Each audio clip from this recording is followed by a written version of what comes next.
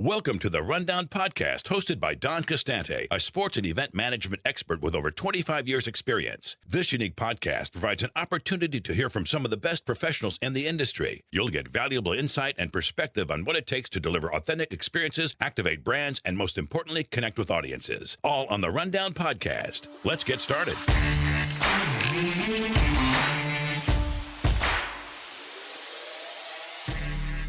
When it comes to storytelling and the creative process used to generate ideas, it's important to point out that there's not just one formula for success. That's why over the past couple of years, I have utilized this podcast to highlight some of the best storytellers in the sports and entertainment industry to share their unique perspectives. My guest today is one of the most creative people I know. His name is Chad Folkestad. Chad is an award-winning producer who spent his first 16 years in professional sports managing the creative content production and fan experience for the NBA's Minnesota Timberwolves and WNBA's Minnesota Lynx. Recently, Chad has taken a new role as Senior Vice President of Content and Entertainment Experience for the Arizona Coyotes in the National Hockey League. In this episode, Chad shares his career path, event presentation philosophy, and talks candidly about storytelling and the creative process he utilizes to generate award-winning content. During our conversation, you will quickly learn that Chad's approach to the creative process contrasts with others I've interviewed. Listen as Chad illustrates his methods for creating an organic environment that relies heavily on spontaneity. Additionally, we touch on a variety of topics, including keys to great storytelling, getting players to buy into projects, tactics for generating content ideas, facilitating meaningful ideation sessions, getting ideas approved through leadership, and much more. I'm ready to get started. Let's meet Chad Folkestad. Hi, Chad. Thanks for joining me on the Rundown. Hey, Don, I was looking at the list of luminaries that have been featured on the first two seasons of this great podcast. And I always love that pop up on my LinkedIn feed that says, here's the newest episode. And I got to say, looking at that list of names, I'm surprised that you got to me in this second season. I feel like with the names that you've been dealing with, I'm more of a season 4, season 5 type of guy. So no. I'm honored to be here talking with you, man. It's great to catch up. No, it's an honor for me. Now, for those listening, I should tell you that Chad and I go back to the days when I was working in the NBA with the Spurs. Yep. In addition to game ops meetings in New York, Chad and I spent some time working together on several NBA jam sessions. Yep. We had some fun back then. Yeah. Well, and I don't know if you remember, Don, but the way I actually met you, it was my second year at the Timberwolves. I was given permission to go on a road trip and check out some games. It might have actually been my first year, but either way, I sent out a note to the Mavericks and to the Spurs.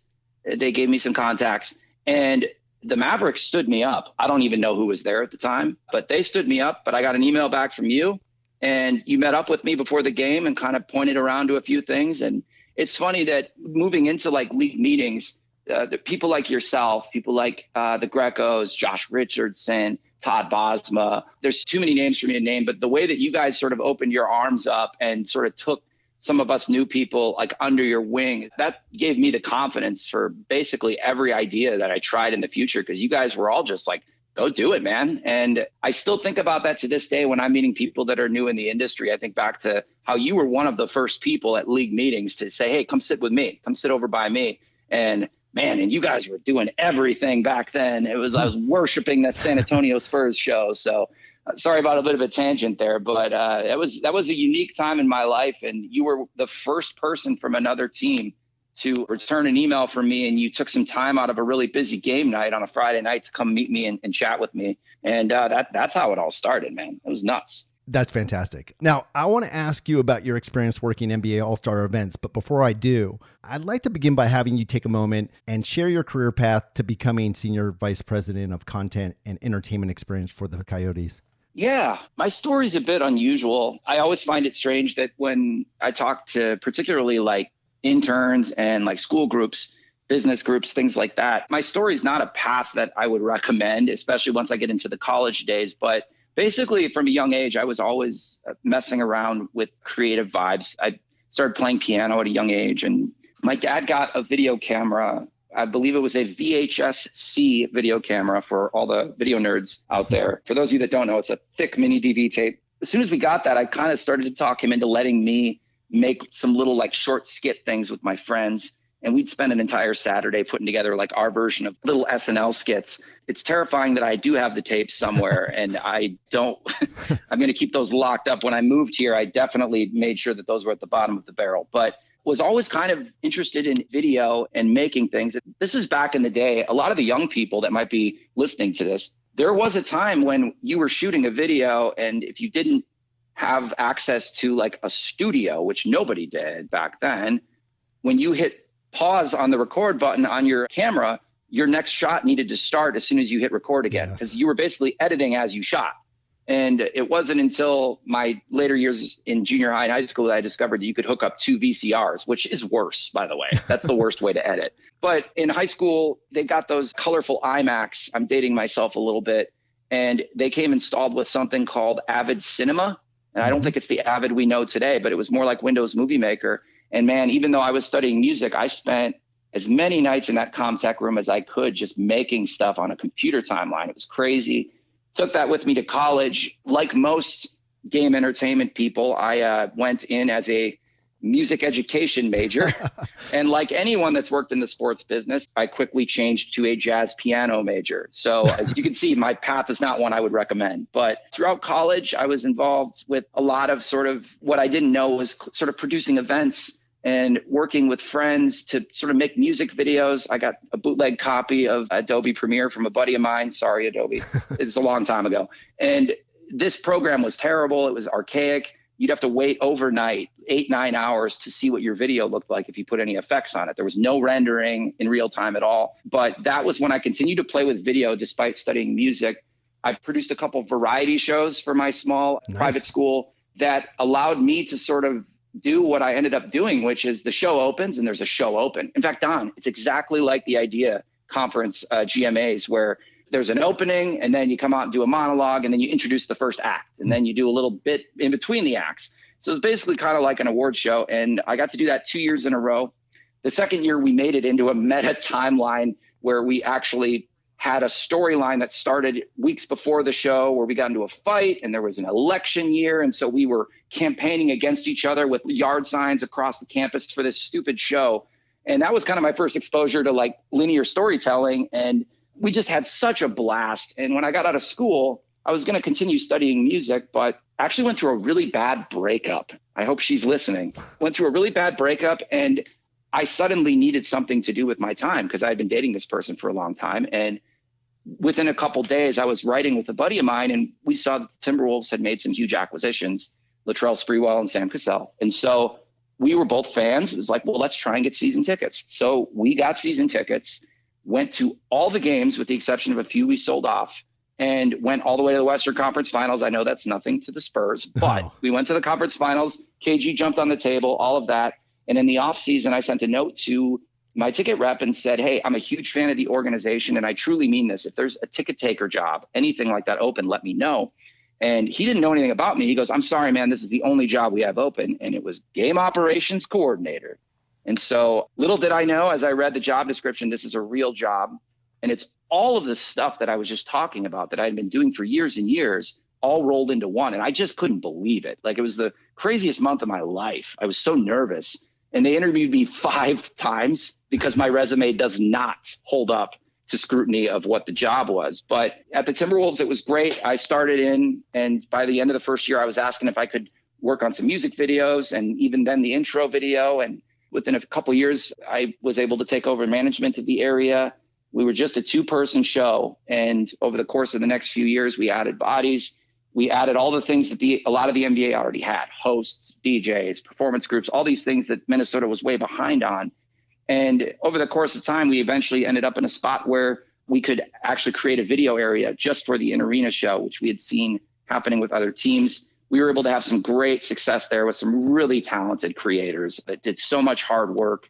And finally, after all these years of really grinding as sort of a bottom feeder team that didn't have a lot going on to be proud of, we were finally getting some recognition, and people were really excited in our area about the work we were able to do. You touched on All-Star. I had the chance to grow quite a bit over the course of several years, thanks to yourself and other friends of mine at the NBA. And I'll say that I ended up here in Arizona because, frankly, the time in Minnesota was going so well that my staff was doing such a great job that I honestly felt like there was never a question of whether or not we were going to get things done. And there was never a question of whether or not our stuff was going to turn out dope. I was missing that sort of like uneasiness that I feel was like the driving force of a lot of my creativity early in my career. So when this opportunity came up with the Coyotes, and they have a brand new ownership group that's really looking to basically reinvent everything that they're doing on the video content side and entertainment side, I saw a huge challenge. And after all of the conversations I've had over the years about potentially leaving the Timberwolves, this was the one that really felt right. And 7 months later, Don, building a team, and here I am. So I don't know if that was the longest summary that you've gotten. It probably was, but it's a weird one, right?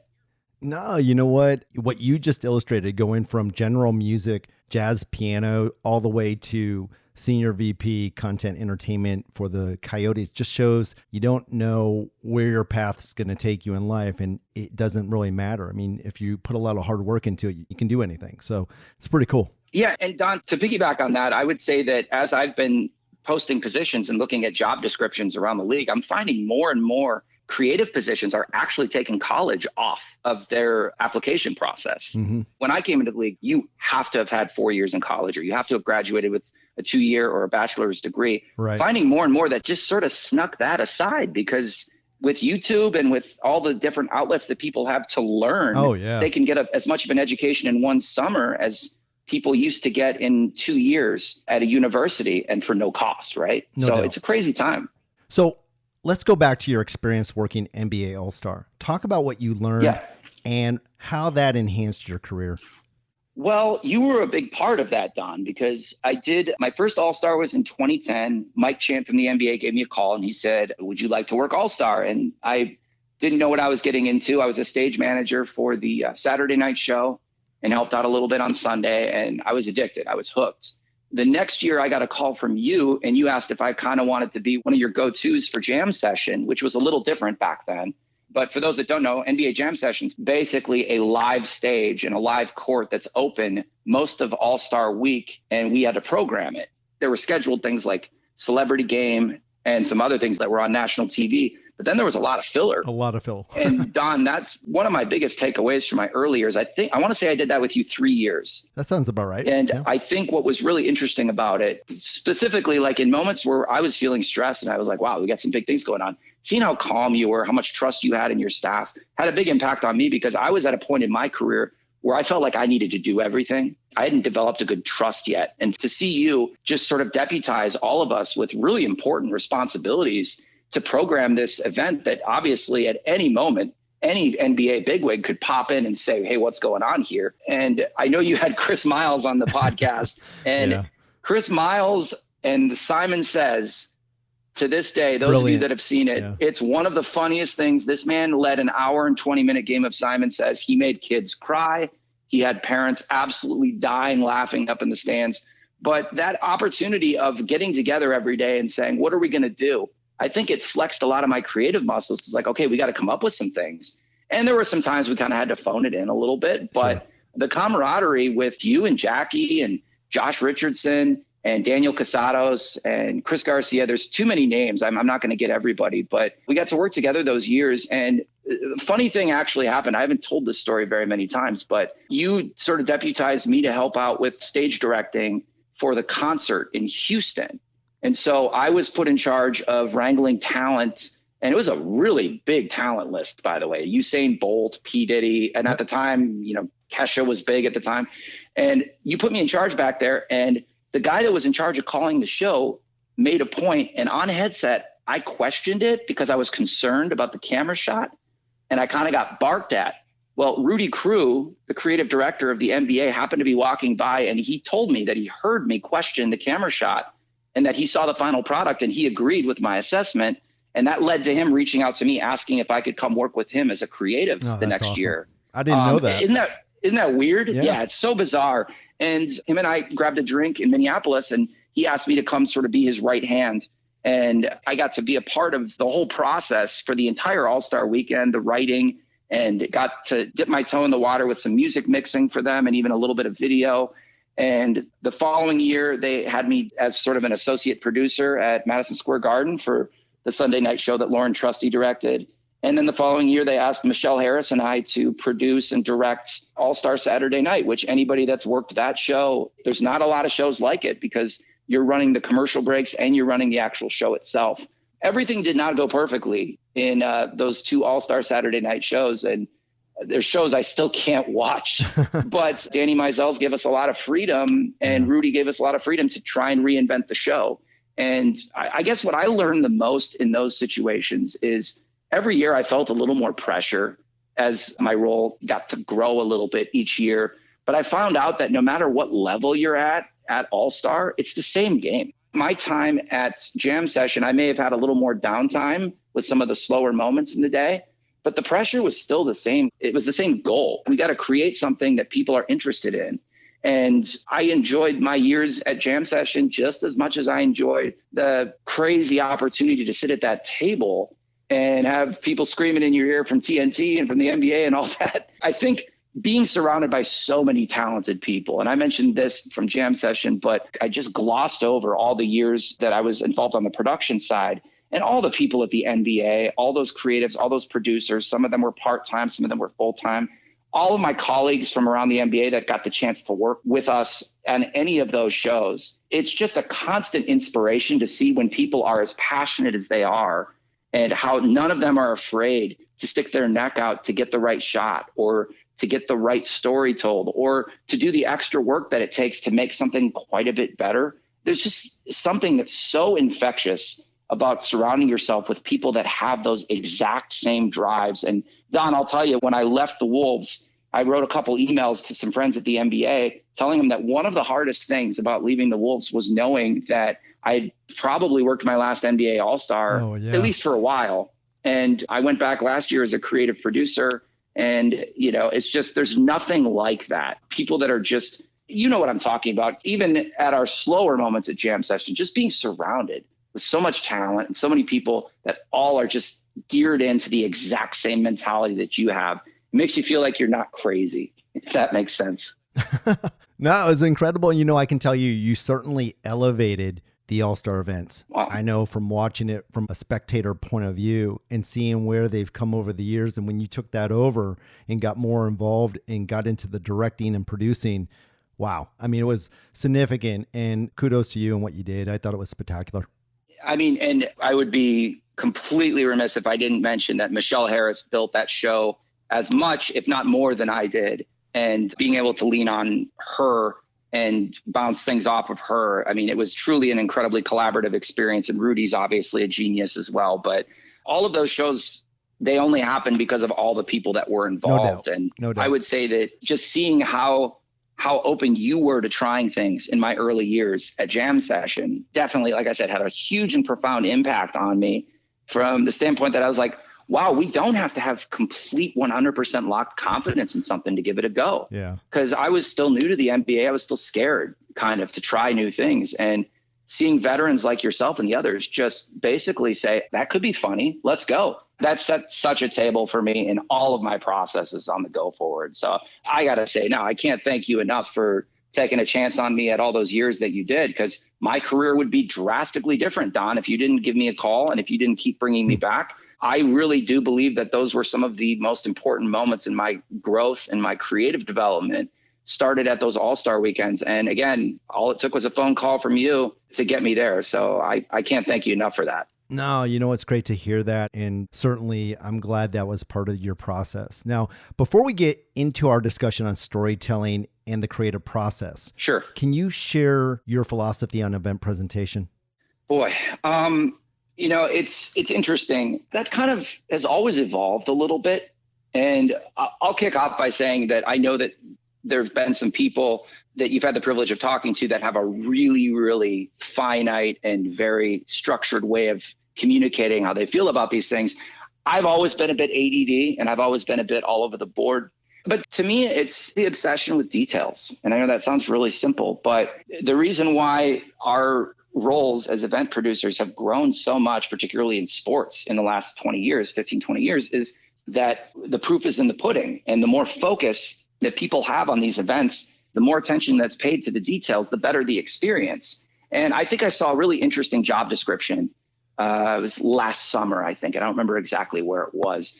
But I always like to read job descriptions to see what people are looking for, how people articulate these types of positions. And the job description said something to the extent of being obsessed with every sight, every sound, even smells. And I was like, whoa, that's something. But then you think about when you go into a nice hotel, Don, you go into like the W or something, and there's a smell. And, that's a part of your experience. And so it's the absolute obsession with the little details that our bizarre brains have been wired to notice, which honestly has ruined a lot of events for us forever. You walk in and they haven't thought through the ingress and egress pieces of like a concert experience or theater experience. And, if you haven't had a cocktail or if you haven't calmed down at all, you might be like, man, I can't get it out of my head. I can't believe they did that. Or Cirque du Soleil, someone's LED suit is missing 2 bulbs on it. And you go, I can't believe someone didn't check those bulbs. But I know it's a pretty generic answer, but I really do think it's the obsession with details. And I love that. Because if you're not obsessed with details, then you're going to miss a lot of things. And if you got a packed house and a crazy crowd, you might be able to get away with missing a lot of things. But at some point, you're not going to have a packed house and a crazy crowd. And people are going to point out every little thing that you're doing wrong. And so, yeah, I'm rambling a little bit, but to circle back to try and add some clarity to your question, yes, it is details, but some details people will never notice. And I'll never forget one of my bosses that I had when I was at the Timberwolves. Something he would say often is, are people going to notice this though? And the answer is consciously, no, they won't. But subconsciously, you take a moment like this, combine it with a moment like that, combine it with a moment like this, of 20 things that they may not outwardly be able to point out and notice, but subconsciously it made them feel a certain way. Mm-hmm. All of those things add up to big moments.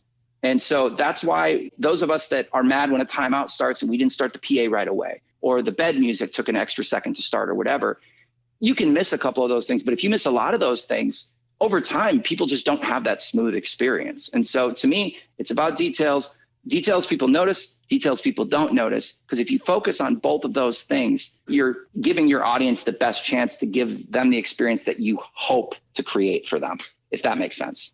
No, it does. And I love the fact that you're talking about detail, because I'll tell you a quick story. When I was in San Antonio, when you're talking about things that maybe people won't notice, it was the Alamo Dome, and we had a problem with cleanliness. Okay. And so I took it upon myself. I said, listen, we're going to get a group of 30 cleaners, and we are going to walk every section, every row of the entire Alamo Dome. And we would do it. It would be a 3-hour process, but we were picking up pieces of gum, Coke spills, whatever. The reason for doing it was simply if somebody were to step on a piece of gum, their experience has been ruined at our game. Yep, this place is cheap. Absolutely. So by cleaning it, maybe they don't notice it, but they do in the fact that they walk away with a great experience. Yeah. And there wasn't anything that caused a negative impact during that journey. And so when you were talking about details and things that people might not notice, but does have an effect on their experience, you're right on. Yeah, we're definitely speaking the same language. And funny enough, in my early years at Target Center, we were having to do a lot of that same stuff where the doors are about to open and there's empty tables with the cardboard boxes on them and all. And it drills down to those details. But there have been times in my career where maybe I'm not the most fun person to work with because I'm actually the person that sometimes is unreasonable. Like you're having this premium event, it's supposed to be for all of our high rollers. And yet the top 40 radio mix is what's playing through the speakers. And I'm just like, they're walking in right now to Kesha. Right. They're on the red carpet to Kesha. What are we doing? You know, but you're absolutely right, though.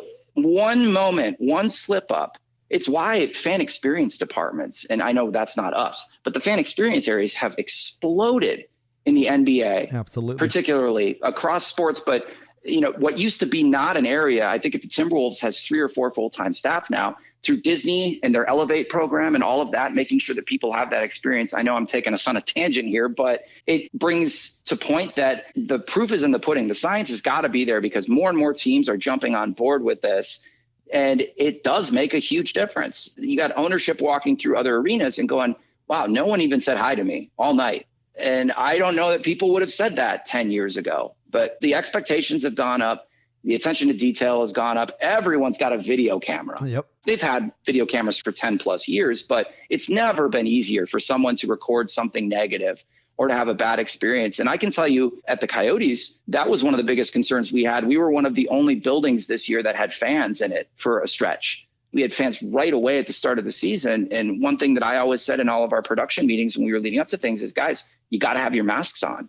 All it takes, even if you pull it down for 1 second to have a conversation with someone, all it takes is one person to have that experience, take that photo goes on social media. Then not only is that person's experience ruined, but it makes the organization look bad. Yep. And can you imagine like the gum on the foot thing? Imagine that in an age of social media where people are just looking, oh, thanks a lot at Spurs. Thank you so much for such a great experience, with some sarcasm. I'd see that picture going out there and Barstool picking it up and everyone having a little bit of fun with it, you know? That's so true. I don't know. It's crazy. Well, and Don, you remember too, right when I was getting in, and I'm not going to date myself too much, but there wasn't a lot of social media involvement when I was starting off with the league. And so there was this secretive nature to what happened at the shows. But now here, especially even in the pandemic, what people were doing during timeouts was jumping all over social media. Oh, yeah. And it's now more than ever, you can't get away with as much, like something doesn't go as well. You used to be able to just sort of shake it off and go, whatever, nobody noticed it. But, you know, if it's out there, there's a chance it gets picked up. There's a chance. Yep. Yeah, right. And so it adds a layer of scrutiny. Yeah, but it's all about those details, man. It's all about the details. Absolutely. So, Chad, it's time to talk about the importance of storytelling. Okay. Sports are rooted in storytelling, amazing stories that need to be delivered in comprehensive, integrative ways that are designed to provide fans with authentic experiences. So define what being a storyteller means to you. Yeah, to me, storytelling, and you know, I credit my friend John Greco for really bringing that term back into the mainframe of sports entertainment. It's a term that he uses all the time, and it's a term that I'm hearing more and more people use lately. And at the end of the day, it's taking whatever the idea or their narrative is and trying to get that narrative and that idea out there in the most compelling way possible. And that doesn't mean it's like, it's story time. Here's a story. We're going to tell you there's a beginning, middle, and end. There's hundreds of stories that are told throughout the game. And those stories can be performances from a performance team. Those stories can be how a mascot skit plays out. Obviously, the intros are a big part of the story. The narrative that's actually happening on the playing surface is a story that we enhance, that we have no control over, right? But it's all about enhancement and just making sure that what you're doing gets the message across in the cleanest way possible and in the most engaging way possible. And it, again, using those details that we just talked about, every single layer, script, lighting, pace, soundtrack, vocal tone, where you put it in your program, all of those things make a huge difference in how a story is received, in my opinion. Just like a film director would ask the question, are we sharing this in the most effective way? Are we going to get the most effective response, best emotional response from the audience? I'd even say, like reading a group of kids a storybook, the words are just the basis. It's the tone of voice. It's the performance of the person reading the book. It's how they keep people captivated. Totally That's the stuff I live for, is keeping people captivated, because people will say, I think the storybook's a great analogy. People say, oh, great book, right? But it is just words on a page. And if the person that's reading that book to kids doesn't perform it or doesn't keep them captivated, then it's just words, right? It's just words, yeah. Chad, where do you get story inspiration from? I would say that nowadays, a lot of the inspiration comes from the other talent that's telling stories. It used to be you'd have to watch TV or you'd have to watch film or whatever to see a lot of that stuff. But with the ability for us to consume so much media, I would say, particularly in this industry, it's why, to me, Idea Conference is such a great conference, because you get to see so many things that are being done across the sports world, so many different types of stories approached from so many different angles and so many different creative decisions made. I think my answer would have been different probably 10 or 15 years ago, because we'd get those DVDs or whatever sent around by the league. And if you had time to watch them, you would. But now you can't open your computer without seeing something incredible that one of your colleagues did, right?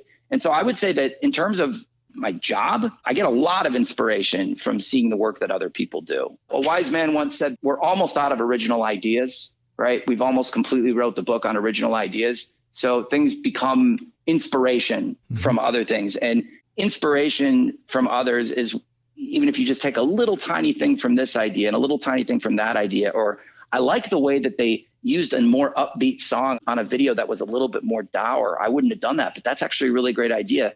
I'm going to file that one away for later.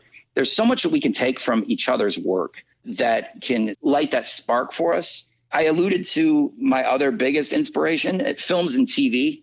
Still to this day, I've always been a bit of a filmmaker nerd myself. I've tried to watch every movie I can, even bad movies I really love and appreciate. But I'd say, like, and it sounds like a cliche, Don, but almost like any muscle, our creative minds kind of need exercise. Oh, no doubt. But at the same time, they also need vacation. And I think that a lot of narratives, a lot of film and TV narratives, stuff that we can stream really gives us both kind of at the same time. You're turning your brain off, but you're paying attention to something that's happening. And for a few minutes, you're not having to come up with something. Your brain is not trying to churn out ideas. And it puts me in a different mindset. And I've always said, if we aren't consuming content, if we're not forcing ourselves to be surprised or to be taken in an unexpected direction, if we're just working and trying to come up with stuff, it'd be very difficult for us to stay fresh and to provide experience to our audiences. Because all the moments that we look back on in our journeys, the moments we remember the most are the moments where we were surprised or taken for a turn, right? And to me, that's watching something where you don't know the outcome gives me sort of that refreshing vibe of being surprised. And sometimes that spawns some great story ideas for me. You think about all the times that you've seen film directors interviewed. You never hear them saying, I had this idea, or I did this, or I did that. Tarantino's a great example. You look up some of his videos on YouTube. The guy is an encyclopedia of where he gets his inspiration from. And he can't do a 10-minute interview without name dropping Sergio Leone, Kurosawa, Brian De Palma, or even better, some abstract Danish horror director that you've never heard of that inspired this shot. And then that even maybe sends you down a rabbit hole to go check that guy out and see what's going on with that guy. But I guess what I would say is, if I'm not consuming other stories, other content, other people's work, my brain kind of starts to go limp a little bit.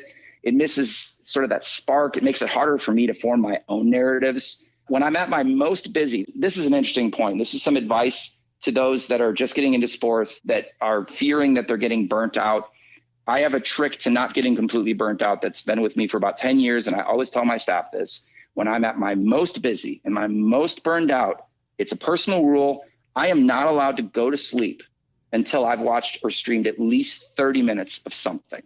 Even if I'm exhausted, even if I'm killing myself to get to sleep, I just got to get some sleep. I need to give my brain a break while I'm still awake, so that I'm resting that muscle, so that when I go to bed, I feel like I've sort of turned my brain off. And when I wake up, I feel a little bit refreshed. I think we've all been to that point. All-Star is a great example. You get back to your hotel, you just got to get to bed. You get to bed, you wake up and you're back to work. And so that rule has served me very well, of always just trying to consume. And I know we were talking about storytelling and inspiration from storytelling, but it led me down the path of just making sure that you're never not consuming, because that's, to me, where the ideas stop, when I'm just locked in my own zone and I'm not challenging myself to learn more things, if that makes sense. No, it does. I think that's a great point. Now, we talked about what inspires story for you. Talk a little bit about your process for generating initial concepts for stories. Who's involved? Well, I think in our industry, you have to take a look at the obvious narratives, right? And then you also have to figure out, how many sports stories do you want to tell versus impact stories do you want to tell versus lifestyle stories that you want to tell. That's something that's always been a challenge for me, is trying to keep that balance of those sort of three buckets that are really important to a lot of sports franchises.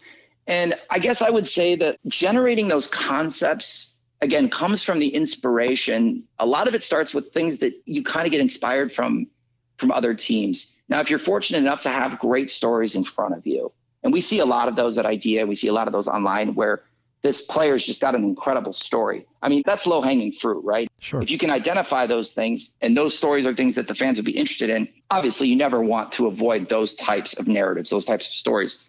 Where I think it gets a little bit challenging is if you're seeking out stories too much, you might not find them. If they're like, well, we got to come up with more stories to tell, and there's not a reason for that story to be told, then you kind of end up chasing your tail a little bit.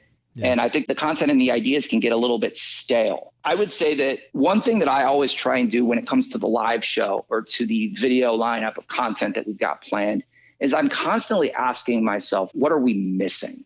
What vibes are we not hitting right now? Sometimes it's as simple as saying you're going to have your intros, you're going to have your hype up before tip, you're going to have your mascot skit at the end of this, you're going to resolve that at the end of this. This is slapstick. This is more of a dance performance number that hits the new music. Here's the different dance group that hits sort of the older music. You want to just touch as many of those little moments as you possibly can. And I think for me, the searching for concepts and searching for stories often starts there, where I'm like, what is the experience missing? Or what is our lineup missing? I'm fortunate that like my brain is really weird. And when I'm not looking for ideas tend to come to me more. And I always have like a Google Drive document open, and it's one that I will never show people because there's a lot of dumb stuff in there. But when an idea comes up for something that we could add to the experience or add to the video lineup, I always jot it down. It might not be something that we could do right then, but I can come back to it later. But I guess I would say if you try too hard to generate the stories and there's not a reason for those stories, like if you're just like, well, we need to do more and more, I find that I chase my tail a little bit. I think the gathering of stories, though, to kind of bring it all back, the gathering of stories is brainstorming, right? It's getting people together and it's trying to find the narratives that people might find interesting and engaging. I like that to be a departmental thing when we do seek those moments out. I think one of the challenges of gathering stories and concepts is the off season is a great time to do that. Sometimes when you're in the regular season, even keeping brainstorming sessions on the books, sometimes there's so much going on that it's really difficult to get the types of ideas that you're seeking in those moments. So I've always been a firm believer that ideas are going to come to you at random times. And I always encourage the people that I've worked with, if an idea comes up, make sure you record it on your phone, make sure you write it down, because you're going to lose half of them because they come to you at weird times. And then we go back to that giant list of stuff that we've been adding to, and there's stuff already there for us to grab from. I think if you're trying to come up with a concept for a specific event, let's say it's a jersey retirement, or let's say that it's a tribute night, or let's say that somebody passed and you have to pay tribute to them in that way. Obviously, in those situations, you have to get in and you can't leave the room until you've got the narrative set. But I think in a lot of cases, some of the best ideas for stories, they just sort of come to you, and they just sort of come to you at random times. I think everybody's different in this way. There's a lot of people that love what are those A-frame white sheets where you flip the sheet over and you write down more stuff, and then you're supposed to rip it off and tape it up on the wall. And then they always say, we're going to compile all these ideas and we're going to get them to you guys. And it never happens, right? Yep. But I guess I would say more than anything, in my experience, the best ideas come to me at really random times. And while we do brainstorm and we do try and come to some of those narratives on our own, especially when we're building out a season and building out how we want those experiences to happen, some of the best stuff to this day still happens when I'm on my way to the gym or when I'm in the car and something just hits me, right? It's weird. So Chad, what's the biggest obstacle, challenge, if you will, to storytelling? Biggest obstacle, challenge. I think it depends on what industry you're in. In sports, I think it's actually the timeline and sort of the rush of things that need to happen. I can't speak for all sports or all teams, but I know that many teams operate with a production schedule that's kind of behind before it even starts. I don't recall many times in my career where we've been ahead on anything, really. We may be able to start a certain project early, but usually the workload is something that we're always trying to catch up to. It's pretty rare to be in season and feel like you're just completely caught up and waiting for more work to do, right? And so that's why there's times where, and I would say specifically on the mascot side of things, where an incredible idea comes up at the last minute and it's based upon the opponent we're playing. And this is the only time we're playing them this year. And it takes incredible patience to go, you know what, let's pocket that one. They'll be back next year. Then we can really have time to build it correctly get talent in here to rehearse and all of those other things. I'd say budget can also be an issue for a lot of teams. But I also find that if you have people in your crew that have the we can do this attitude, you're always going to find reasons not to do a difficult idea. But if you surround yourself with creatives and with people, they're not going to go, oh, that means we're going to have to get up at 4 a.m. and we're going to have to do that ourselves. If people have more of the attitude of, yeah, we got to get up at 4 a.m, but it's going to be dope, we got to do this, then you can rise past some of those limitations when it comes to budget. But yeah, timeline and rush on the rush that we're in sports. Sometimes ideas come up, you're just like, we just don't have time to execute it. And that's when you have to make the decision of, do we wait and do it way better next year? Or do we have to kind of rush it out because it's only going to fit in this season's narrative? Now, I know I'm digging deep into storytelling, but what are the ingredients or key attributes for a great story? What are the absolute must-haves? I would say that more often than not, if you can't find smiles or laughs in a piece at all in terms of your audience reaction, you have to ask yourself, is what we're making, is it too informative? Is it too much of like a school type of thing? Are they learning too much? Or is it just too sad, right? Because I think you'll even see that when people get emotional watching a piece, there's usually a little bit of a smirk that comes out of them where they're like, wow, this is really having an impact on me. Mm-hmm. So I would say if you're getting people to smile or getting people to laugh and you're in the entertainment industry, more often than not, that's a really good sign. It's not infallible. There are definitely exceptions. In this day and age, I would say another key component is grabbing them right off the bat. And I know I'm dating myself using a term like in this day and age. That's something my parents say, but I've alluded to it in other parts of the conversation. But the fact that people don't need to pay attention anymore. It used to be you go to an event, cell phones have been around forever, but the ability to grab any piece of content in the entire world that you want and have it at your fingertips hasn't been around all that long. Right. But now the kids are used to that. And the next generation is going to be even more used to it. So you really have to grab people right away. People make their decision in the first 5 to 10 seconds if they're going to continue watching something. And I think that applies to things that you post on your social media, but also things in your in-game experience, because if they're not feeling what you're showing in the first 10 seconds, they're going to that phone. Right. Yep. So you got to be able to grab them off the bat, and we just got to get them right away. Otherwise, you're risking losing them. And then people are getting up to go get their beers or they're going to leave and they're not paying attention. And then you don't get the response that you like whenever that piece that you're doing, that story that you're telling is over. If half the people are tuned out, then it doesn't get the sort of recognition that it would deserve from a crowd when a piece ends. So I would definitely say grabbing them is key. And in that same vein, I guess I would say it's got to be something that's worthy of their attention and their engagement. Is the story on its face? Is the story actually engaging? And I know that sounds really simplistic, but I mean, sometimes because this is a job, sometimes we're in situations we feel like we have to force a story. And the question I always ask, and it's kind of like you hear a lot of creatives, really brilliant creatives, talk about their why. Like, why are we doing this? Why is this important? Why is this a story that needs to be told? And something that I've found that's been really hard to sort of convey to certain leadership I've had way over the years is sometimes a story doesn't have the engagement or excitement that it needs to be told. Mm-hmm. I know that we might think it's important, but is the average person going to care? This isn't like a Hollywood actor that's going to do one for me, one for them, right? It should all be about them.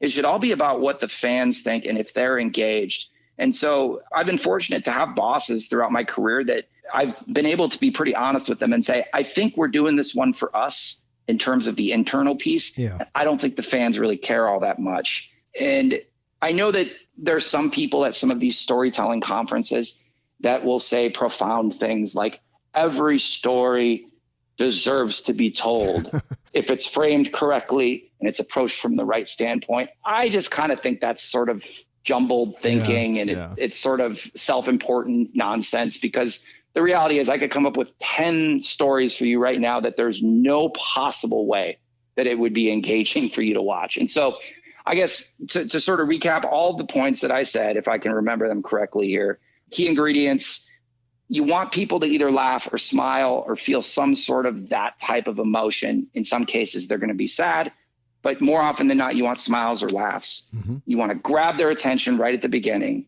And you want to make sure that the story that you are telling is something that they do want to hear. They may not know it yet, but you got to make sure that it's a story that they do want to hear. I agree. Chad, what are some of the techniques that help you to ensure success or likability with the fans? It's really knowing your audience, and it's really tough to know your audience until you've worked with them for a long time. One of the challenges here in Arizona, and we've had some pretty small crowds because of the pandemic, but I don't really know this crowd yet. I don't know this market yet. All audiences are very different. And you and I can both attest to all the different NBA shows we've seen and sports shows that we've seen, sure, where the way that they react to a certain type of content in one market completely different in another market. And so you got to know your audience really well. And sometimes if you don't know your audience well, you got to ask people. One thing I will say that I've always had success with, well, for the most part, is I really like to bounce certain projects off of several different people in the office from outside of our area. Yeah, I love that. It's one thing if our creative group all feels a great ownership of this piece. It's something we all built together. It's something we're really proud of. But what does a person from outside of our area think? Exactly. I would always try and get different age groups, different backgrounds, different styles. I try and pick 4 or 5 random people to show sort of these like larger scale stories to sort of early on to see if we're tracking and see what they have to say about it. I would also try and bring people into the mix sometimes that I knew weren't really big fans of the work that we did. You know, you kind of find out who doesn't like what you do. Oh, yeah. But I like to get them involved because if we're getting even a mediocre or positive reaction from someone that's not necessarily a fan of all the work that our area is doing, then we're definitely on the right track. But I would say that, again, it's knowing the audience well, but also, especially if it's a larger project, that you really need to make sure that if you're taking risks in it, that those risks are warranted. It's really important to get various different types of backgrounds to watch it, because at the end of the day, that's what an audience is. It's a giant group of people with different tastes and backgrounds. So I'm curious about this. What is your secret to getting players to participate, cooperate, and more importantly, deliver results that you desire for a project during filming? I've been pretty fortunate in my career to have worked with some pretty low-key PR departments. And not low-key from a standpoint that I need them to do all the communicating, but I have found something that's really effective is the relationship with the players. And it doesn't have to be, you know, you always hear the term no fraternizing with the players and all that. Right. I'm not talking to that extent, but I'm talking to the extent of trying to make sure that they understand that you're not there to try and get something from them. And at the end of the day, if that's the mentality they think that you're coming at them with, they're never going to be cooperative or they're never going to be all in on something. You really want them to see that what you're trying to do for them is for their enhancement. It's to make their brand stronger. It's to make the fans understand them more. Exactly. Yeah. And that's not something that happens overnight. I will say, and I know this is not an insider secret to some that have been around for a long time, but for those that might be listening that are sort of newer to the world, if you have an opportunity to hang out by the garage or whatever after practice, picking one player a day to sort of just walk with and go, hey, how you doing? What have you been up to? Are you good? Yeah, I'm good. What have you been listening to? Did you hear that new Drake? I hate that new Drake. Oh, yeah, I don't like it either. What have you been listening to lately? Player says, I really like this track. You go, well, you know, we could play that tonight when you guys come out. Should we do that? Yeah, man. I don't know if there's a clean version. We'll clean it up. Don't worry. But doing those little favors, letting them see that you want them to have a good experience. The best example I have of this, and I hope this is as interesting as I think it is, but Kevin Love, I got to give Kevin Love tons of credit. Of all the players I've worked with over the years, he was easily the guy that totally just understood the most. And he really, in developing sort of a relationship with him over the course of several shoots, he put a lot of trust in our area. And if you really want to see some bizarre early game ops video activations, go back, look up Kevin Love's coat drive. Okay. Over the course of 3 years, we made some really bizarre, very bizarre videos because Kevin was doing a coat drive and it was not moving at all. They were doing these videos for CR where he was like, hey fans, this is Kevin Love. Oh, no. Come bring your coats out to my coat drive and let's keep people warm. We did this art house, black and white, film noir, bizarre, just experimental student film looking garbage with like European techno music. And it's all the players turning and going, coats. And And then at the end, Kevin goes, "I'm Kevin Love. Give me your coat." And then it would say Kevin Love's coat drive. They tripled the amount of coats they got in that first year. Oh no, we made a bunch of them. And Don, some of them are the most nonsensical crap I've ever been a part of. Yeah. But it worked. He saw that it worked. Every time there was sort of a punch at the end, you could hear the crowd laughing. We'd put a camera on him. He'd shake his head with a smile. Like, that's so stupid. And the stuff that we were able to get away with, his cologne campaign, which Dime Magazine at the time said it was one of the best all-star campaigns ever. We actually made a cologne for Kevin Love. And there's no way he would have trusted us to do that, all of that. We did a magazine photo shoot that made him look like, and turns out he turned into a male model, but at the time he wasn't. Right. And we brought in models, and the PR department made an actual cologne. We shot a pretentious European cologne ad, and he gave up his personal time, like an hour of his personal time to do that. And I truly believe is because over the course of those previous years, he could tell that when I was asking him for something or asking him about something, it wasn't because I was trying to use him. It's because I was trying to make him look great, or I was trying to improve whatever thing that he was going on to do. And I would just, to bring it back around, I would say relationships with the players, if you have the ability to make those relationships, huge, and they can be as simple as just saying hi and them knowing that you're not someone that's there to ask them for something. And if you can't have access to the players, which I know a good half of teams will have no access to the players, making sure that you really can get inside of the heads of your PR area or your player development areas and let them see that you have a genuine interest in making the players look better, telling their stories, enhancing their brand, enhancing their fan base, getting more people interested in them. Because at the end of the day, if you don't look like you're just trying to do your job really good, if you look like you really are coming to it from a place of enhancing the players, which is the best content, by the way. Yeah. If you're enhancing them, if you're building their brand, then everybody wins. The player, the team, the department. So the scary thing about that, Don, as you know, if you ask a player to trust you, you get one screw up, you right? get one chance. You screw up one time, you're done. One screw up means that you are done. And the word might get around to the rest of the team that didn't work out well. I will say also another thing that was very helpful is when you're pushing for a strange idea, make sure you've got a small tablet. And then when the piece is done, walk down the hall with them as they're leaving practice and say, I told you I'd show it to you before we aired it. Go ahead and take a look and let me know what you think. It's only burned me once, Don. I would say 30 times I've given players that option. And there was only one time where a player went, nah, I don't like it. And I had to eat that one. There is something amazing about when you tell them, I know this sounds weird, I will show it to you before we air it. And if you don't like it, I will throw it in the trash. I promise you. Just builds, that takes a huge burden off, right? And more often than not, if you have faith in your idea and you know how it's going to turn out, you're like, there's no way he's not going to like this or she's not going to like this. Right. Just genuine interest in them, genuine interest in making sure that they look good. I know that's not rocket science, but that has been the key to some of the best stuff we've been able to do with players is developing that trust. And if you've got a PR department that lets you talk to players after practice, whatever, definitely make sure you're not doing it too much because you don't want to look like you're abusing that trust. Sure. But I would say that that's absolutely key. And would you say that that's been a key for you over the years? No question. No question. I mean, I know when I got to the Royals, there was a little bit of concern with the players. Just some of the features that had been done with them made them look kind of quote unquote silly, I guess, in some regards. But, we had to earn their trust. Yeah, exactly what you're talking about. We had to let them know that this is for their best interest. It's going to build their brand. And we're not going to put anything up there that's going to make them look silly or stupid or put them in a bad light. Those first couple, you have to make sure in baseball language, it's a home run because you're being evaluated. And like you said, one thing goes wrong, especially after they might not have had good experiences in the past, you're done. Yeah. So we had to go above and beyond to make sure that it was a great outcome for them as well as for the fan base. So absolutely. What you just laid down, so many people struggle with participation from players and trying to get them to participate. But what you just provided is really a blueprint for successful results. So really good. Well, hearing you talk about it and similar experiences, and I know that there's a lot of people in the industry that would say exactly the same thing, right? It's like I said at the beginning, it's not rocket science.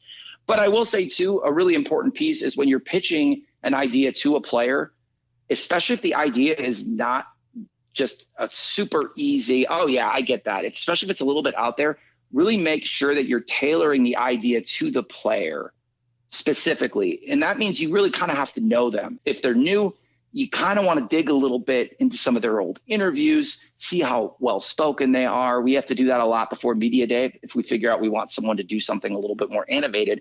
But I'll give you an example. Nikola Pekovic, he looks like the bad guy from Superman 2 with the beard. You know what I'm talking about? Oh, yeah. Huge Serbian guy. Looked like an enforcer for the mafia. Just a huge guy. Hates game ops. Absolutely hates videos. Hates game ops. Hated intros. Hated absolutely everything about what we did. And for a year, I asked him to do some things, and he was really annoyed.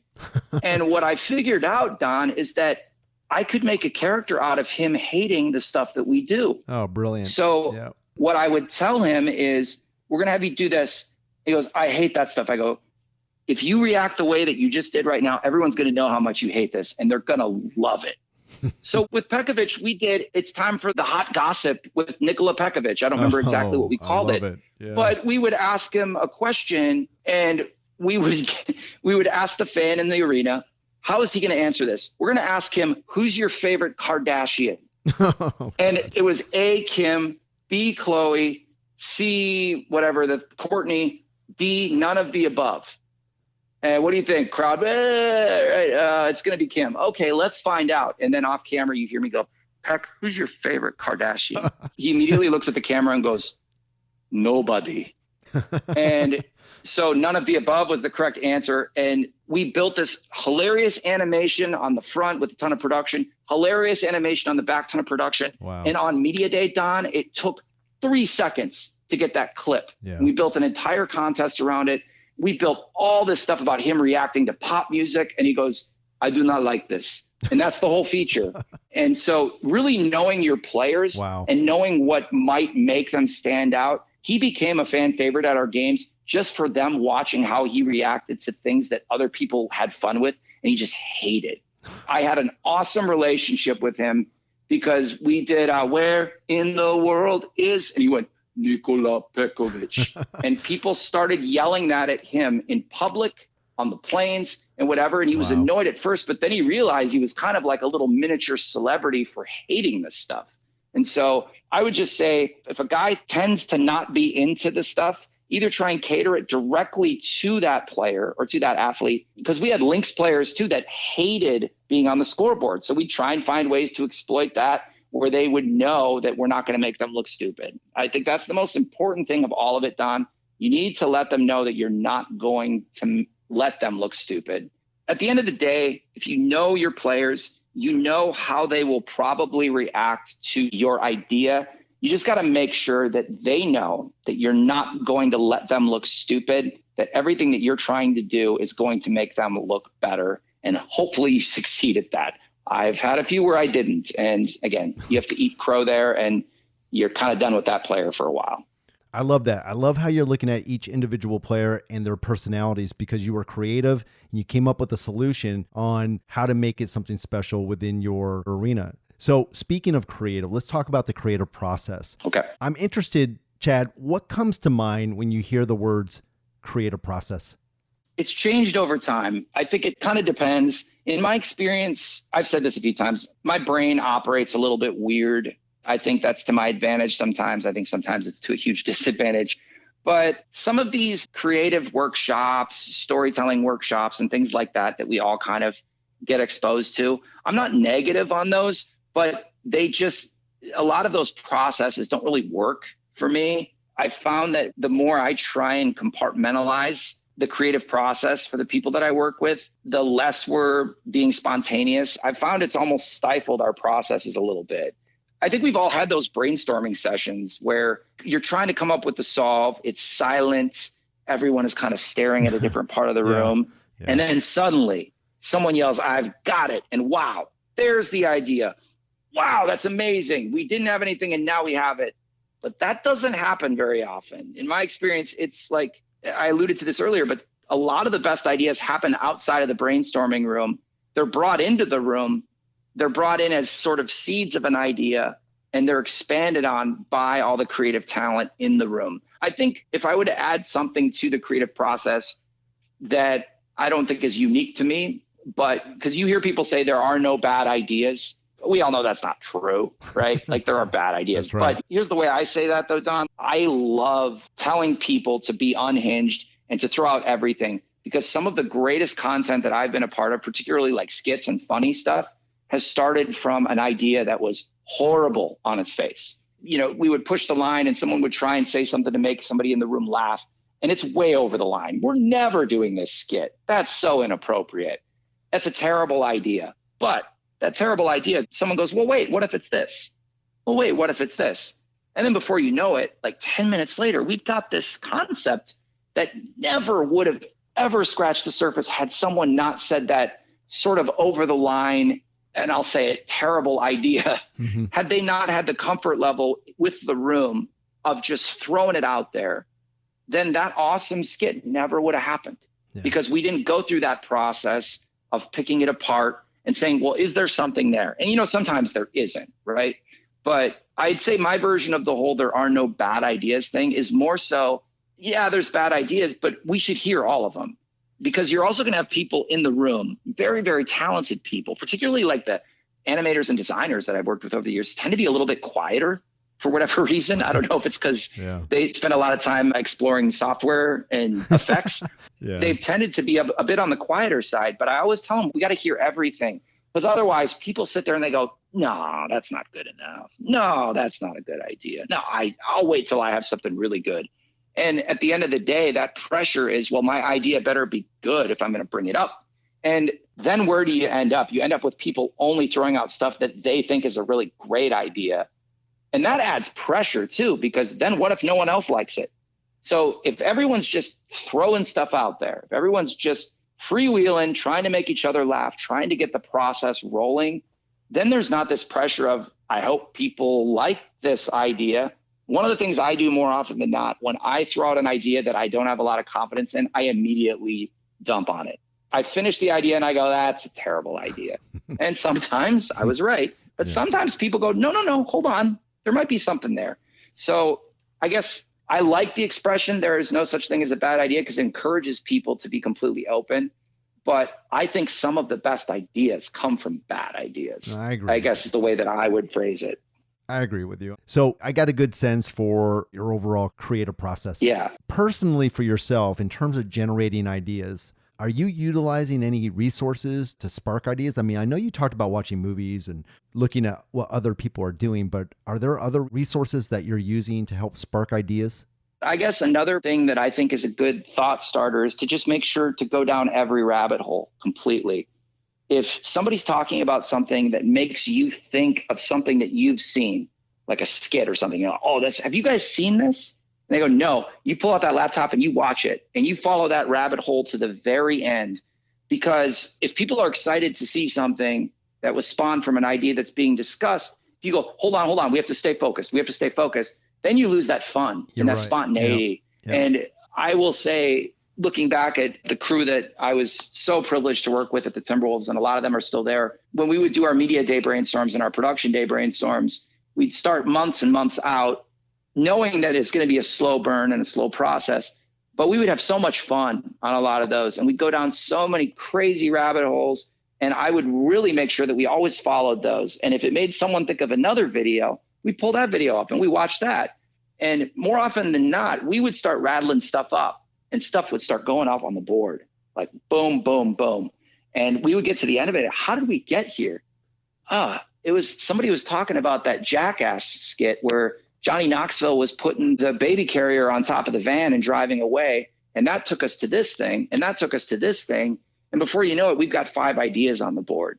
So I think touching back to one of the first things I said, and I know it's kind of anti what a lot of people would say, but I can't control the way that my brain works and the way that I try and motivate a group as well as I can. The big thing for me is whenever I've tried to do sort of the acronym thing, you know, it's the energy method. E is for excitement. N is for, you know, whenever I try and do that, Don, I just feel like it kind of slows my process down. Now, I'm not saying that people shouldn't do that. I know a lot of people have a lot of success with those types of methods.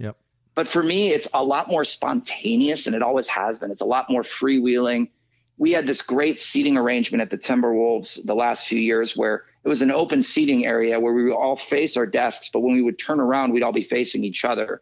And someone would be sitting at their desk and they would go like, is there a way we can make fun of carpool karaoke? And then everyone would kind of turn around and look to the middle. And someone would go, that would be really funny. People love that. And then someone would go, I hate carpool karaoke. What can we do? And then we'd talk about an idea. We'd go down a little bit of a rabbit hole. And then someone would put it on the list or put it on the whiteboard. Then we go back to work. That's where a lot of our stuff came from, was from those little moments where people were just comfortable turning around, barking back at the group. We ever thought about this? And someone might go, nah, we did that last year. You're right. Goes back to work. That's where some of our best ideas came from in Minnesota, was just the open dialogue, all being close to each other. As random things pop into our heads, we throw them out. We did have established brainstorm time for sure, Don, but... Well, let's talk about that. Yeah. I'm interested on how that was structured. When you're having these scheduled brainstorming sessions, talk a little bit about what that format looks like. What's your format for a brainstorming session?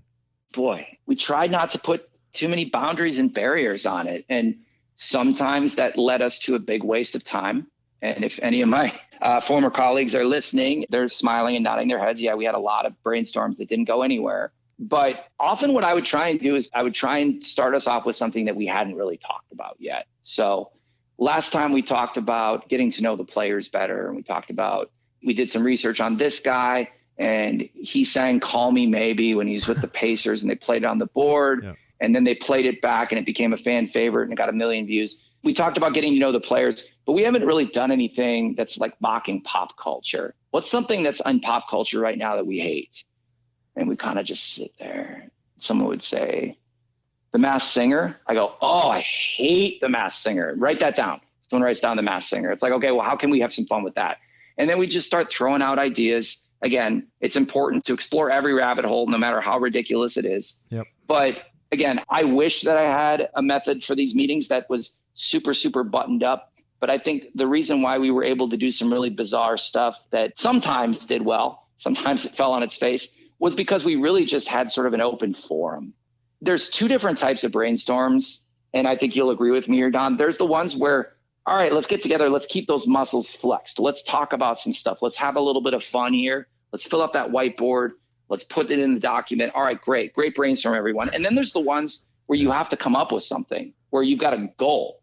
And I alluded to this earlier, but something happened and we have to acknowledge it. Or something came from our owner and we have to figure out a way to do this. So we can't leave this room until we figure out what we're going to do.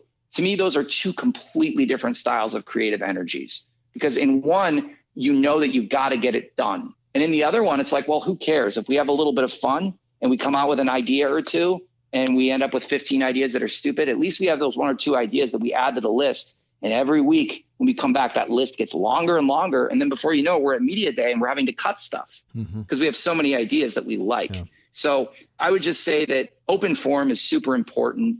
Often I would also say, does anybody have anything funny that they've watched this week? If we were completely dead in the water, somebody would say, hey, have you guys seen this?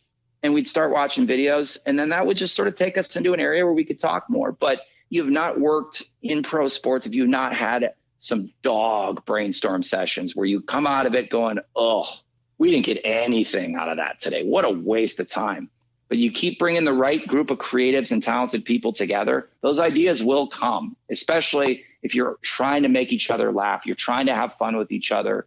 You're trying to keep that excitement and fun of pro sports always alive. Because to me, as soon as it feels like you're checking boxes of some method, I just lose it personally. It just doesn't work as well for me, if that makes sense. No, it does. Now, you mentioned when you're stuck and people aren't saying anything, maybe you're asking somebody, what have you watched lately that you liked? And you're showing that video and you're trying to spark ideas that way.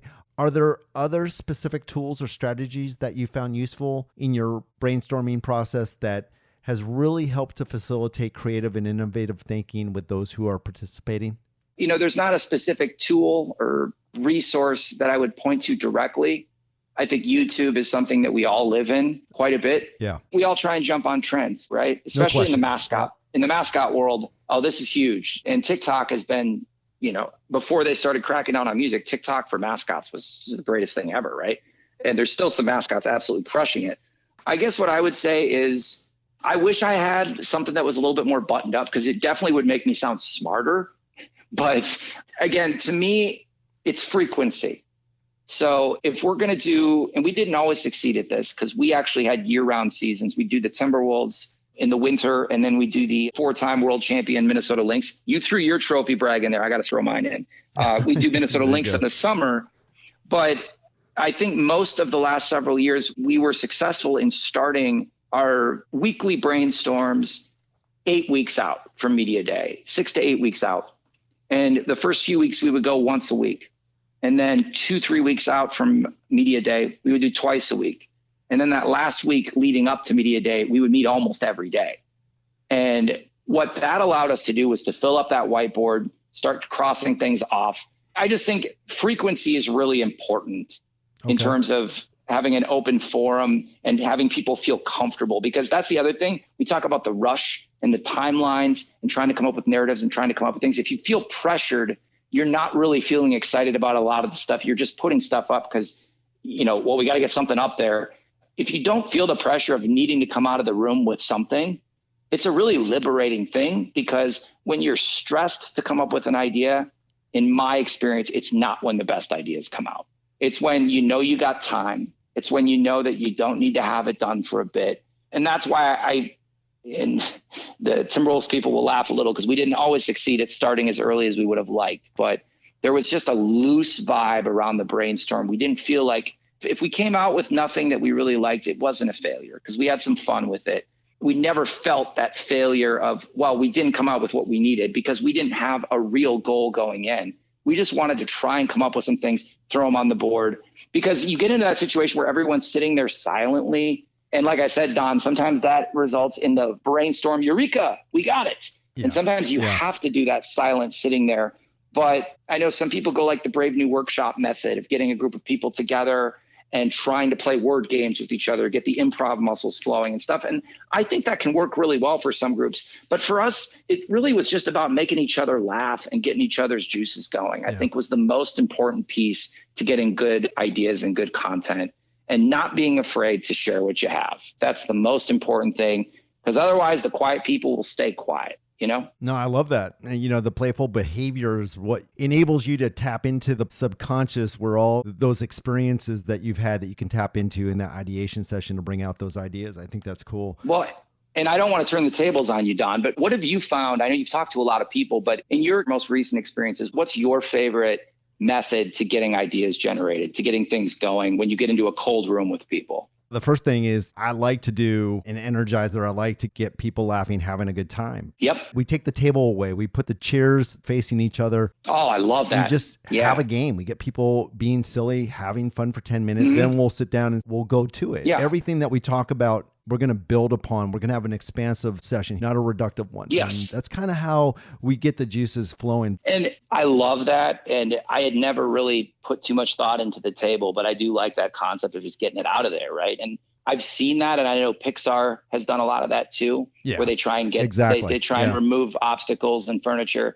And another thing that I always try and let people know though too, when we're in this process and we're not necessarily excited about everything that's coming out, is I think Saturday Night Live, and we won't talk about Saturday Night Live now, because those of us that have been around know that the show used to be a lot better. Oh, yeah. But even when the show was better, how many times did you watch an episode of Saturday Night Live and every single skit was great? You know what I mean? Oh, yeah. It's like, it's a sure thing that you're going to get a couple mediocre skits and probably at least one that's really bad, that doesn't hit the mark at all.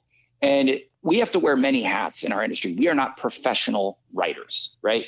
We can do professional writing work, but it's not our trade to just be professional writers. These people that do this for a living, they don't bat 1,000, right?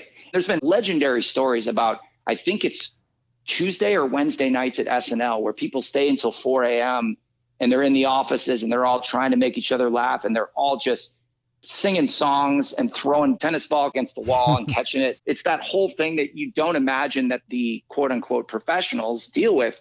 But it reminds me of something you were just saying, and you said it a little bit differently, but it's breaking through that wall. Yep. And you can call it writer's block. You can call it stiffness. You can call it being cold in the room, whatever you want to call it. But everybody goes through it. And so whatever activities that a team can do And sometimes it's based upon the group of people that you have in front of you too, because we all work with different types of people. Yep. But whatever you can do to loosen that room up, whatever you can do to get them not thinking about the fact that you really need to come out of there with some good work. But we work in sports. It's got to be fun. It's got to be exciting. It's got to be something that when you leave, you almost have stories to tell other people about how much fun you had in that session. But just that reminder to everybody that if you're not trying to break the ice, if you're not trying to break the coldness in the room from the get-go, then it's just a meeting. Then it's just another meeting. You're just using another meeting space. Your time is no different than corporate talking about their numbers and things like that. We got to be in a different world for everything that we do, because at the end of the day, we have more fun than anybody in sports. I'm still convinced of that. No question. No question. Yeah. Now, you talked about getting in a room and coming up with that big idea. Well, what are the ingredients to a successful idea? What stands out to you to identify that that is the idea to go forward with? So I think I learned a lot about this from my time at Idea Conference. And for those listening that haven't been to IDEA, if you work in sports, it's something you should really consider. They've been a virtual conference the last couple of years because of the pandemic, but just the networking opportunity of being around the most creative people in the world for a week is something really special. But at IDEA, there's moments where you watch the finalists and you vote as a big group. And what I've noticed is there's two very specific types of responses you get. And this is from all the peers. This is the feedback that you won't get from just the standard audience. You're getting it from people that see this stuff nonstop and do it for a living. And Don, you kind of touched on it earlier, but there's kind of that emotion where you go, that was really well done. Mm-hmm. That's just the quality piece. That's the execution. That's all the decisions that went into bringing that idea to life. Then there's this thing that we all kind of have. It's that, I should have thought of that. You know what I'm talking about? When you see something and you're like, yeah, it's that you see it and it's that whole, that was clever. You know, you kind of want to give the person a hug that did it. But at the same time, you kind of want to shake their hand really hard and be like, I could have thought of that. That was really smart. That was clever. Yeah. You have that sort of, it's not real animosity. But those two emotions are what I see the most in that room at Idea Conference. When people are watching the finalists of the best content in all of pro sports, you see that, wow, that was really well done. That was really good. And then you've got that other piece where it's like, oh, those guys, that was clever. I think the best ideas emote one of those two responses, right? And I know we talked a little bit about smiles and laughs and all of those things, but like, yes, there's great content where you look at it and you go, that was so well done. Wow, they really buttoned that thing up. They really did a good job there. But then there's that other piece, especially in a brainstorming session where you said, how do you know that you're onto the good idea? I think it's what I just mentioned. It's that whole, oh, there it is. If there's something, it tickles a part of your brain where you're like, oh, that's really clever. I think cleverness is the thing that's easiest to identify when you're in a brainstorming setting, because you can kind of check it against all of your experiences and all of the things that you've seen. You're like, oh, I haven't seen that. Or, oh, that's an interesting take. Yeah. I think that emotion is one of my favorite emotions to experience in the brainstorming session, because it feels like you're onto something that you don't think anyone else has gotten onto. And that sometimes is where some of the best ideas come from. Oh, absolutely. Absolutely. Now, you're somebody who comes up with big ideas all the time. You've done some outside the box things when you were with the Timberwolves. Yeah. Coming up with the big ideas is one thing, but getting them approved is another. Yeah. What is your strategy for pitching those conceptual ideas to leadership that has proven so successful in letting you do these things? Well, I think a lot of it has to do with your leadership, obviously. I've known people over the years that have been in organizations where they can't get anything done. And it has nothing to do with their efforts. It has everything to do with some sort of stopgap in the executive level or even with ownership, right? Mm-hmm. Sometimes it's with the operations department. You know, we don't want our players having fun. I know the Spurs had a little bit of that going on for some time. Oh, we had a lot of that. Yeah. And I've heard they've lightened up on it a little bit, but everyone's got their challenges. I wouldn't say that there is a secret sauce to getting things approved by executives or by the leadership that let sort of the interesting things go out the door. I will say, just like anything else, though, you definitely have to succeed a lot more than you fail. Yeah. And especially with the weird ideas. There's a story in terms of like approval and getting trust. There's a story I'll never forget. I was reporting to our team president, Chris Wright. Congratulations, Chris. Chris just announced his retirement. Our mascot was pushing for an idea for several years. And it was an idea involving April Fools with the dancers, but they weren't going to know about it. So our mascot was going to start messing with their music while they were dancing. and they weren't going to know about it. And we were going to font on the board. They have no idea. And they can't see the scoreboard. So we're cutting to the mascot, and the mascot's hitting keys on a keyboard and messing with the track. And I mean, we're talking cow moos. We're talking burps. I think there was a fart in there. Oh my gosh. And then the music changed again to a different song. And it was the Rickroll. Never gonna give you up. Belch. Ba, ba, ba. Belch. I mean, it was vulgar. It was stupid. It was ill-advised. Now, granted, at the table, I could hear bros dying laughing behind me, like just absolutely dying laughing. But in general, it was a pretty cold room. I went into my boss's office and he said, don't ever do anything like that again. And I knew in that moment that I was not going to be able to try anything bizarre for the rest of the season. Yeah. Wow. Like I had just burned that line. So I would say there are situations you can't control. You can't control if you got a leader that's literally not going to let anything weird go out the door. But just really make sure that if you are putting yourself on the line for an idea, that it's one that you have some level of confidence is going to work correctly. Something I've been very honest with all my bosses about is, and I think you hear our mutual friend John Greco say this all the time, you have to be willing to fail. You have to take things from an approach of being willing to fall on your face a little bit. And I know you have to have leadership for that, but if you're not coming from that place, all you're doing is just kind of regurgitating all the things that already happened. And I always try and be honest with my boss, the percent chance I think of something succeeding. And like mascot skits, I've always said, if you're doing a good job with your mascot, 2 out of 10 mascot skits are home runs. The next 4 are solid and get a decent reaction, right? Mm-hmm. Now we're at 6. Then you get 2 or 3 that go lukewarm, not great. And then you got to have 1 or 2 out of those 10 that absolutely fail. That's, to me, the secret to like a great mascot program. Because if you're doing things so safe that you're not taking that risk of falling on your face, then it's just stale. You're not going to have anything new or adventurous or innovative coming out. So for those that are stuck beneath stopgaps that they can't get through, try and raise that bar just a little bit more with each month or with each season, where you try and get away with just a little bit more. I will say, though, Don, I can't take credit for most of what happened in Minnesota. First of all, half the ideas were not mine. They were with the department and with the staff.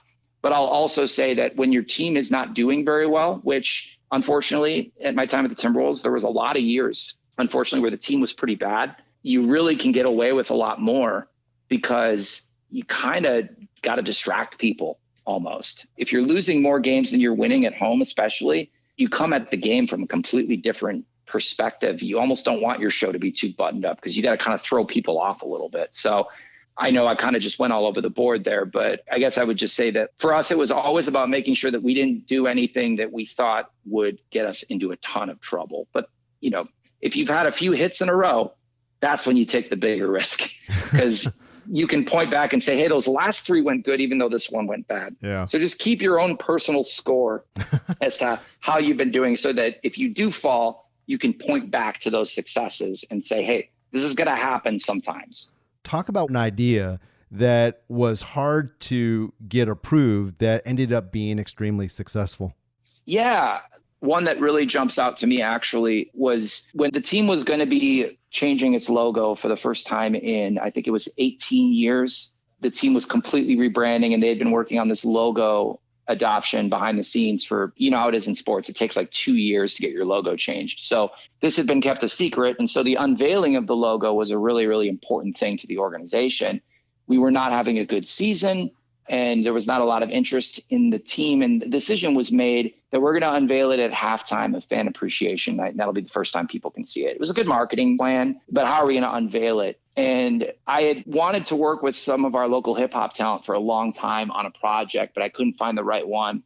And I worked with one of my friends, Mike Amundsen, in marketing. He's at Stanford now. Him and I really combined forces to try and come up with a really great narrative that maybe we could tell the story of the franchise through these hip hop artists. At the time, I had not seen this done very much. I'd seen something similar on a lot of Nike commercials. You know, Common would rap something about like the history of Michael Jordan or whatever, but I had never seen it done in sort of this way. And so we wrote a script, we pitched it to the artists. The artists were in, but the executive team was a little bit concerned about tying this huge moment so much to hip hop. and to maybe people that the crowd didn't know all that well. And I shouldn't say, it definitely wasn't the entire executive team. My bosses were actually very supportive of the idea from the get-go, but there were some people in the room that were really concerned and asking a lot of questions. And, I even heard somebody say, shouldn't we just bring it out on an A stand and just have somebody pull back the drape and there's the logo? So what I had to do, Don, and this is one of the most sort of high and low points of my entire career, my boss at the time said, can you give us a proof of it? And I said, okay. So I went in all weekend and I recorded the parts of myself doing an impression of these guys. And I used nothing but stock footage and stock images. And I put the whole 4.5 minute piece together. Wow. And I mean, those of us that edit, 4.5 minutes is really long. Yeah. And so I had to do the music cut with the music that we were to purchase. I had to pretend to be these guys so that these execs wouldn't hear this and think it was me, right? So I had to do like sort of impressions, and I worked so hard on that. And I will tell you, there's a cut that exists that I've hidden somewhere. But I showed it to the entire executive team, and this was sort of my moment to either drop the mic and go work on it or have to pivot to something that we were not very excited about. And at this point, Don, we had less than 2 weeks until the unveil, and we hadn't shot anything. Wow. And I showed it to the execs, and the music was the same. The script was basically the same. And when that got done, the exec said, that's going to work. And I literally left the room and I called my producers and I said, we're shooting tomorrow morning. Let's do the sunrise. And we jumped into production for 2 straight weeks. And to this day, it's called The New Era, the logo unveil. I think it's still on YouTube, but it's a piece that really went through a lot of adversity, and there was not a lot of faith behind it until we at least made that cut, but we really didn't feel like we nailed it perfectly until we were done with it. And it's one of those we've all been through, Don, where you're in the editing suite and you're rendering as the doors are open for the event. You're skipping sound check. It was one of those, but I just think the most important thing, circling back to what I was saying about getting approval with these types of things, is to make sure that you really truly believe in that vision. And if you can explain the whole concept in less than 20 seconds, then it's probably a pretty good idea if you can get someone's head wrapped around it. It's important to recognize that sometimes the resistance to an idea is not because you work with a bunch of stuffed shirts that don't like to try anything new, but sometimes it's the magnitude of the moment. And the moment is so big that we should all be willing to be picked apart and prodded a little bit on some of these things, because while we want to shoot from the hip all the time, there are those moments where it's like, hey, this is a really big deal and I got confidence I can do it, but I got to show them exactly what we're doing. And that's why animatics are huge. It's why storyboarding's huge, because everyone, especially the decision makers who you are responsible to represent, they need to have an understanding of exactly what they're buying into, because it represents them just as much as the franchise and the fans. You know what I mean? I do. That's awesome. Yeah. What an incredible amount of work to end with something that ended up being so successful. That's awesome. Yeah. Is there something that you've never done before, or maybe new technology that you've been wanting to try that you're planning on incorporating into the Coyotes presentation, either in pregame or in-game? And if so, what is it? Yeah, I don't know if I would say anything technology-wise that I'm necessarily excited to incorporate this year. I think what I'm most excited about is kind of the reason why I felt like this was a great opportunity for me is the unknown. We did have a 24-game season last year. I think it was 24, but it was extremely limiting. Even though we had a crowd, our host, our mascot, our DJ, everyone had to stay inside of this suite because we didn't really have the concourse space to social distance. So I really got sort of a nice test run at how hockey works. I realized when I got there at my first rehearsal that I was the person that has to hit the goal horn. And I posted it on social media, and all my hockey friends, they piled on and they said, oh, you'll be fine. And Erin from Vegas, she said, as long as you don't hit it early, you're fine. You can always be late. But I think I'm just really excited to just mix it up a little bit now that I know a little bit more than I did. I'm excited to hopefully bring some different perspectives. There's some really talented people that are already here, and we're bringing in some more people. I'm just excited for a new challenge. And I know that that's not as exciting as, we got this great state-of-the-art technology coming in. But I think there's a lot of things that I'm kind of obsessed with that I didn't really get to play with last year just due to like pandemic type stuff. And I'm really, really excited to start getting more creative again, because the creativity we had to use in the pandemic was less about the types of creativity that we all like. It was more about how do we get this done? how do we execute this sponsorship, as opposed Right. to how do we make the most engaging experience? There were so many limitations that we had to sort of think about things differently the last couple of years. And I think we're all looking forward to just sort of turning that key, starting the engine up and going back in full bore without those restrictions. So we've talked storytelling, we've talked about the creative process. That leads me to my final question of the day. For those that are listening to today's discussion, what are your final thoughts? Wow. I mean, it's a really exciting time to be in professional sports. And I hope that I'm not repeating any of my sort of ramblings earlier, but we just live in such an unbelievable time where you can access things so quickly. You can collaborate with people so quickly. I feel like people are more connected now than ever. There was a time where, yeah, you'd exchange some emails or whatever, but you really felt like when you got to league meetings that you didn't talk to those people at all for like the last year.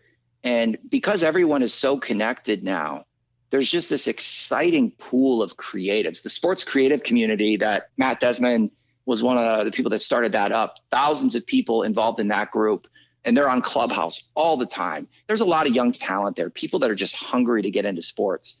And what I would say to people that are listening that are maybe still on their early parts of their journey is take advantage of that. Take advantage of the ability to connect with people so easily. Some of my most valuable conversations that I've had with people that are trying to figure some things out for themselves have been people just reaching out to me randomly on LinkedIn to ask me a question. And I won't out the person, but I ended up hiring one of those people down the line. Oh, that's awesome. And so the fact that we can be so connected and that we can access each other's stuff so much, if you're getting into the industry and you're really excited about being a part of all of these amazing things, everyone's obviously got to pay their dues, but you have such a wealth of information available. No matter what your age is, no matter what your experience level is, it's a really awesome time to be a content creator and to be somebody that gets to put on live experiences. I'd also say that all the sports have really caught on now. I feel like the NBA was ahead of the curve a little bit. Would you agree, Don? I in would. Terms of like, yeah. And that's not because the other teams were ignorant of it, but I think as crowds have gotten a little bit older, a little bit wiser, and the young crowd is coming up, some of the legacy, majesty, mystique of these sports isn't holding as much water with the young people. And I think you're seeing teams reacting to that in huge fashion across all pro sports. And you'd be hard pressed to find a game ops department with more than 1 or 2, 3 people in it in the early 2000s. Now you're finding departments that have 8 people dedicated to the game experience, 10 people dedicated to the game experience. And it's what I touched on at the very beginning. And I think it's appropriate that I end with it. Our craft has never been taken more seriously. The storytelling that we do, the attention to detail that we put into things has never been more valued if you average it across all pro sports teams and all sports. And with that said, there's more opportunities than ever. There's more jobs than ever. It used to be 1 or 2 people. And if you don't have one of those 2 jobs, you're not getting into that organization. So I would just say that I'm just excited to be a part of it at this point. I don't think I would have done things any differently. I don't think I would have wanted to necessarily come up in a different time, but I've just never seen a group of creatives, and that group is gigantic. It's thousands of people. I've never seen a group so connected on a daily basis because of all of the great technological advances that we have. And I'll even point to on the NBA side, a couple of years ago, they started airing the timeouts on League Pass. And you think about that, Don, if in the earlier days for both of us, we would have had access to every timeout live. Yeah.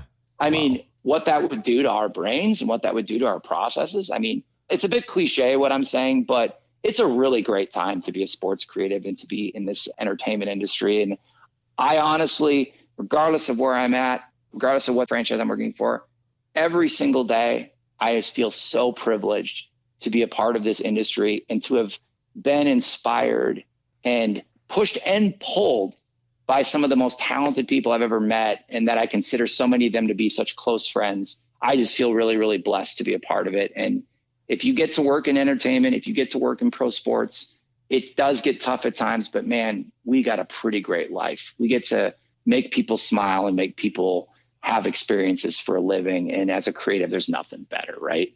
Well said. You know what, Chad? I can't thank you enough for taking the time to share your thoughts and experience. I know I've enjoyed learning more about your thought process for storytelling and creativity. Thanks, Chad. It's been a pleasure talking to you.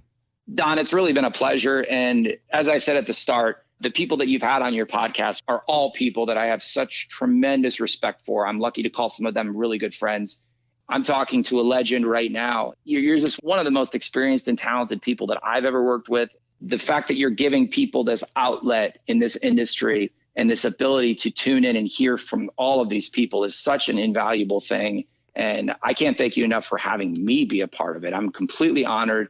I got to say one more time, man, you had such a huge impact on my early career, taking me under your wing and teaching me the ropes and wanting me to be a part of your productions and your shows. I'll never be able to thank you enough for that. I would not be where I am today had it not been for you having such a giving heart and being someone that wants others to succeed. And I'll never forget that, dude. We're always going to have that, no matter how many more times we've talked. What can I say? Chad's approach to storytelling, along with the creative process he utilizes to develop content, has proven to be very successful. If there are only two things you take away from the information that Chad provided, first is that you must bring fun into the equation during the creative process. And secondly, you need to take risk. You can't be risk adverse and afraid to fail. If you're only doing things that are safe and you're not willing to risk, your content potentially could come across as stale to those consuming it. Let's face it, creativity has inherent risk built into it, so don't be afraid to fail. Now, we covered a lot of material in our conversation today. Here are some additional points that stood out to me. First, Chad's event presentation philosophy illustrates just why he's considered one of the best in the business. His obsession with details, paying attention to sights, sounds, and even smells, is truly what separates him from others. That's the difference between being mediocre and great. Next, when I asked Chad about the ingredients for a great story, he mentioned 3 important points. First, you want people to feel emotion, and in most cases, that's either laugh or smile. Second, it's important to grab your audience's attention at the beginning. If they're not feeling what you're showing in the first 10 seconds, they're going to go to their phones. And third, the story that you're telling needs to be something worthy of their attention and engagement. It needs to be something they want to hear. Another point that stood out to me was during our discussion on the techniques he utilizes to help ensure success and likability with the fans, I loved his advice. He said, ask people outside your area for their opinions, especially on large projects. This means getting different age groups, backgrounds, and styles of people involved. That's great advice. Getting different perspectives from others outside your traditional circle can certainly open your eyes to potential downfalls and ultimately improve the success of your content being consumed. And finally, as we discussed his idea of the creative process, Chad made a couple of great points.